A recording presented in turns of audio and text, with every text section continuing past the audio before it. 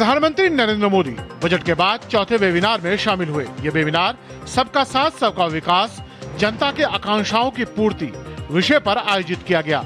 शिक्षा, स्वास्थ्य, पर्यटन सहित 22 बजट घोषणाओं पर चर्चा हुई। इसमें रोजगार बढ़ाने के उद्देश्य से एनिमेशन, विजुअल इफेक्ट्स, गेमिंग और कॉमिक्स ABGC के लिए कंटेंट क्रिएटर लैब विकसित करने के अलावा स्वास्थ्य पेशेवरों के सत्र होंगे। प्रधानमंत्री ने देश के युवाओं के स्वास्थ्य, उनके स्किल और शिक्षा पर विशेष तौर पर जोर दिया। केंद्रीय सूचना एवं प्रसारण मंत्री अश्विनी वैष्णव चौथे पोस्ट बजट वेबिनार में शामिल हुए। इस दौरान केंद्रीय मंत्री ने कहा कि भारत में क्रिएटर इकोनॉमी पिछले 7-8 वर्षों में एक महत्वपूर्ण क्षेत्र के रूप में उभर कर सामने आई है। उन्होंने कहा कि डिजिटल इंडिया ने खास तौर पर ग्रामीण और दूरदराज क्षेत्रों तक नई संभावनाओं के द्वार खोले हैं। इसी दिशा में देश को अग्रणी बनाने के लिए पीएम मोदी के नेतृत्व में वेब प्लेटफॉर्म विकसित किया गया है। राजधानी दिल्ली स्थित भारत मंडपम के प्लेनरी हॉल में आज भारतीय नौसेना द्वारा इंडियन नेवल सिम्फोनिक ऑर्केस्ट्रा सरगम 2026 का आयोजन किया गया। इस विशेष सांस्कृतिक संध्या में भारत की समुद्री शक्ति और संगीत की समृद्ध परंपरा का अनूठा संगम देखने को मिला।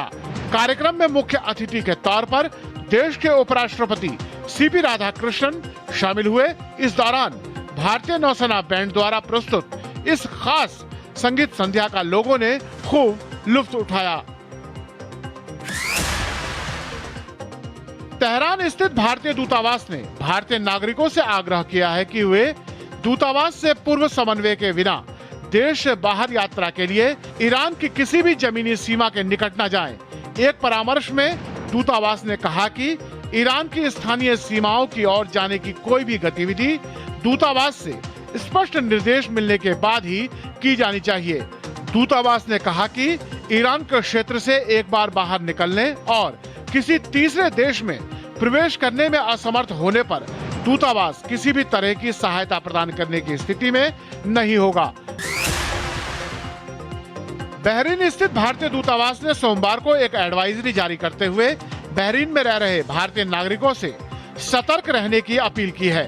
दूतावास ने नागरिकों से स्थानीय प्रशासन द्वारा जारी सलाह का पालन करने को कहा है। साथ ही दूतावास ने 24x7 हेल्पलाइन नंबर जारी किए हैं। दूतावास ने यह भी बताया कि बहरीन में फंसे भारतीय नागरिकों को सऊदी अरब के रास्ते भारत भेजने की व्यवस्था की जा रही है।